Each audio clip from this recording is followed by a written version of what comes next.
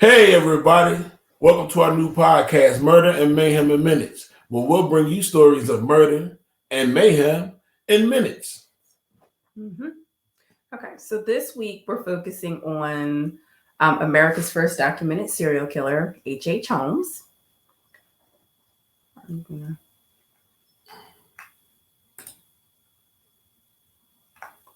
Okay. All right, so the backstory of H.H. Holmes, from the research that we did, it said that he has an estimated number of victims between 27 and 230. That's a huge gap. It is a huge gap. So, and there's a lot that's missing throughout this. The span of the murders occurred between 1888 and 1894. So it's not a long period of time. About 6 years. Yep. The countries that were involved were the United States and Canada, and the cities in particular where these murders took place were Chicago, Irvington, Indiana, Philadelphia, and Toronto. Philadelphia connection, y'all. Mm-hmm. All throughout. Okay, so the backstory of H.H. Holmes is his childhood. He was born as Herman Webster Mudgett. He was born in 1860 in Gilmanton, New Hampshire.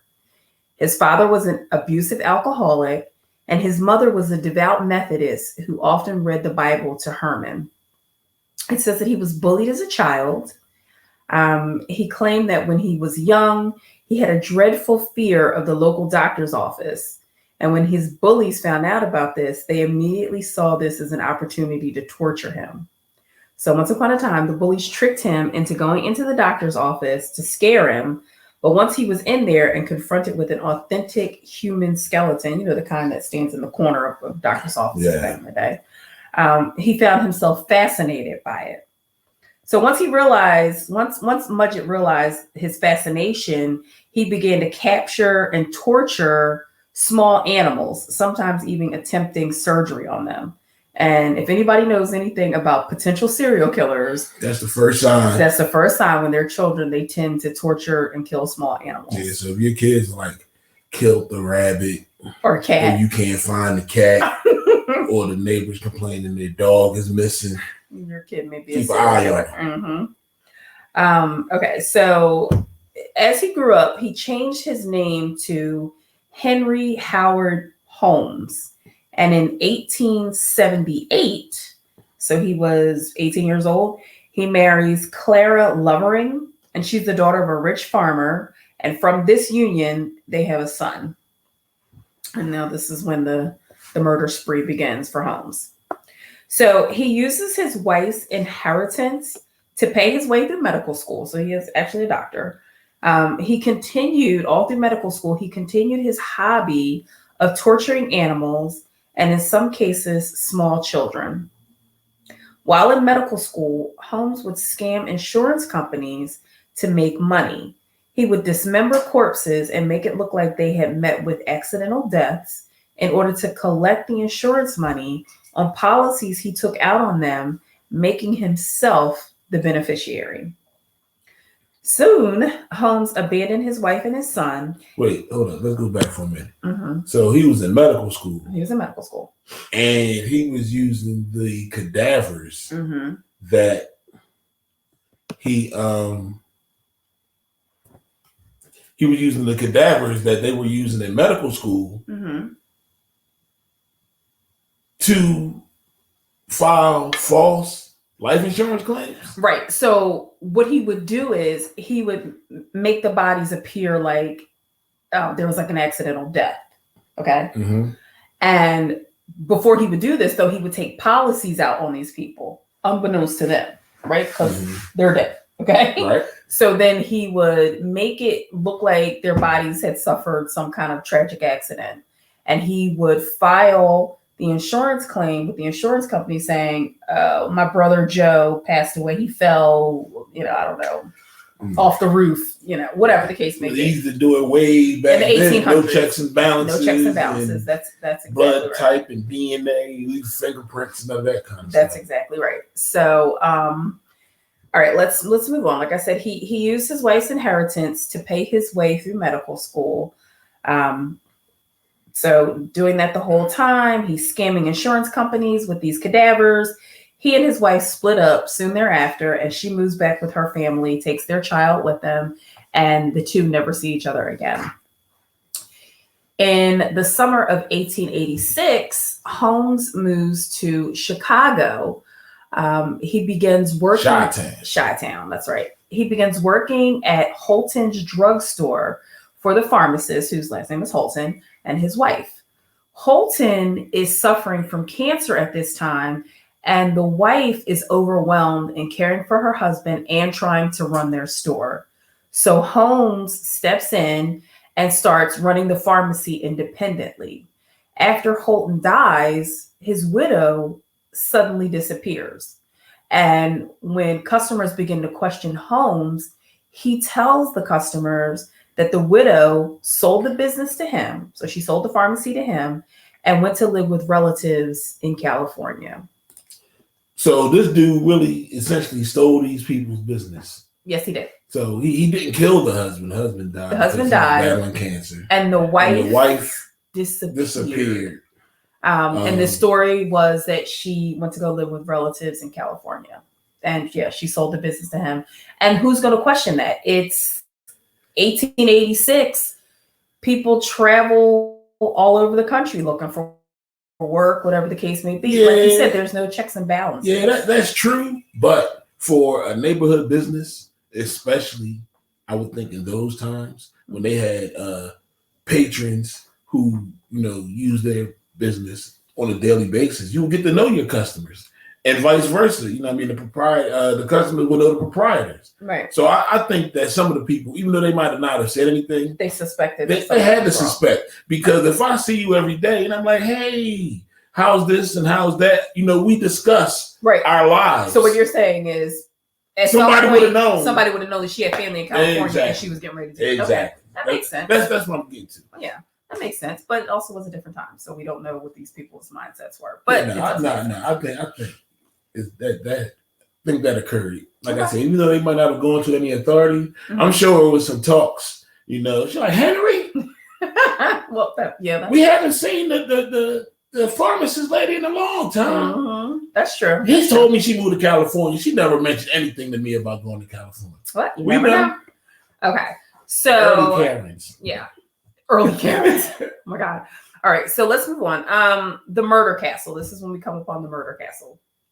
So Holmes goes on to buy the lot across the street from his drugstore and begins building a 3-story, block-long castle, as it was called in the neighborhood. It opened in 1893, just in time for the World's Fair, with rooms for rent. Okay? Opportunists. Exactly. That's exactly right. So the lower level space contained the relocated drugstore as well as various shops. On the top 2 floors were Holmes' personal office, along with a maze of 100 windowless rooms with doorways opening to brick walls, oddly angled hallways, and stairways to nowhere. See, it was the setup. Right. There were doors that could only be opened from the outside and other strange labyrinth constructions. And now get this. Holmes repeatedly changed builders during the construction of the castle, so only he fully understood the design of the house. Oh, yeah. I get it. So he had... How brilliant is that, though? Yeah. But this is the thing. I wonder if some of those construction people who, he hired to do the construction. So did they fall? Did they, would they become missing after a while? I don't think they became missing after a while. I think the way I read it, when I read his bio, is he would hire them on a Monday. They would do their work for, say, 2 weeks. By the time they built one room, that following Friday payday, he would tell them, okay, thank you, your services are no longer needed. And next Monday. And then the next Monday, he would hire somebody else. So truly, they only knew, like, one person, I built this room and it looked like this. They didn't know that somebody else would then come in and outfit it with traps, so to speak. Right. Okay? Yeah. All right. So let's move on. Do you want to pull that back up? All right. After the hotel's completion, Holmes selected mainly female victims from among his employees. Okay. Many of whom he took out life insurance policies on and named himself as a beneficiary. So he's still continuing this trying to stack his dough. Yeah, this macabre practice of his. Other victims included hotel guests and Holmes's own lovers. He would torture and kill them. Some victims were locked in a huge soundproof vault near his office, and they were left there to suffocate. Some were locked in soundproof rooms fitted with gas lines that let him asphyxiate them at any time. This dude was a piece of work. Mm-hmm. The victims' bodies were dropped by secret chute to the basement, where some were meticulously dissected, stripped of flesh, crafted into skeleton molds, and sold to medical schools. Yo, how did this? What? Where did he get all the time to do this by himself? Well, you better do it by yourself, is what I'm saying for this. But I mean, I don't know. But who even thinks to do something like that? Yeah, I mean, there's all kind of people. Yeah. So basically, he was selling not even cadavers. He would take the skin off of a body and sell the skeleton to medical school. So he's making money hand over fist, being a straight up criminal. It says that he also cremated some of the bodies and placed them in lime pits. In the basement, he had 2 giant furnaces, as well as pits full of acid, various poisons, and even a stretching rack for torture. This dude. Right? Yeah. It goes on and on. All right. So he eventually leaves Chicago and takes his show on the road to Texas. He's running from creditors in a failing economy. So like I said, he leaves Chicago and reappears in Texas. He inherits property from 2 railroad heiress sisters, one of whom he promised to marry. But soon, both sisters disappear without a trace. There's not much that I could find on these 2 sisters. All I know is they're not even a name. He planned to construct a similar castle in Texas as he had in Chicago, but found that Texas law enforcement was inhospitable because at this point in time, the Texas Rangers are already in existence. Yeah, I was going to say, nobody going for that. They don't play. Yeah. So of course, he's arousing suspicion at this point. In 1894, Holmes was arrested briefly and incarcerated for an insurance scam. So that's starting to come back on him. While in jail, Holmes befriended a convicted train robber named Marion Hedgepeth, who was serving a 25-year sentence. Wow. Yeah. So he and Hedgepeth concocted a plan to fake his death and swindle the insurance company for $20,000. And in 1894, what's that equivalent? Yeah. So Holmes promised Hedgepeth $500, okay, if he could give him the name of a lawyer he could trust to help him fulfill this scam. So Holmes's plan failed when the insurance company became suspicious and refused to pay. Instead of pressing the issue, Holmes concocted a similar plan with but this time he used his associate, Benjamin Peitzel. You remember Benjamin Peitzel? Yep.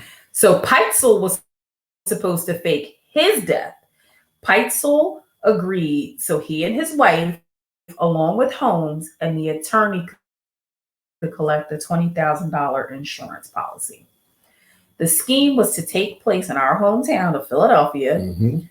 Peitzel would pretend to be an inventor and be killed in a lab explosion. Holmes's part was to find the appropriate cadaver to put in Peitzel's place. So Peitzel's thinking, a cadaver is going to be put in my place. I'm going to walk away. We're going to split this 20 grand. But instead, Holmes murdered the insurance claim with a switcheroo. Everyone got their share except for Peitzel and Hedgepeth. So this is where the investigation deepens. Holmes never bothered to contact the train robber again, and that was a mistake that he would later regret. Angry that he did not receive his share, Hedgepeth explained the scheme to a St. Louis police officer who passed it on to insurance investigators and Philadelphia police officer Frank Geiger, who immediately began an investigation. Okay. So now at this point, Holmes goes on the run yet again. Holmes, like Cool G Rat. like Cool G Rat. He's on the run.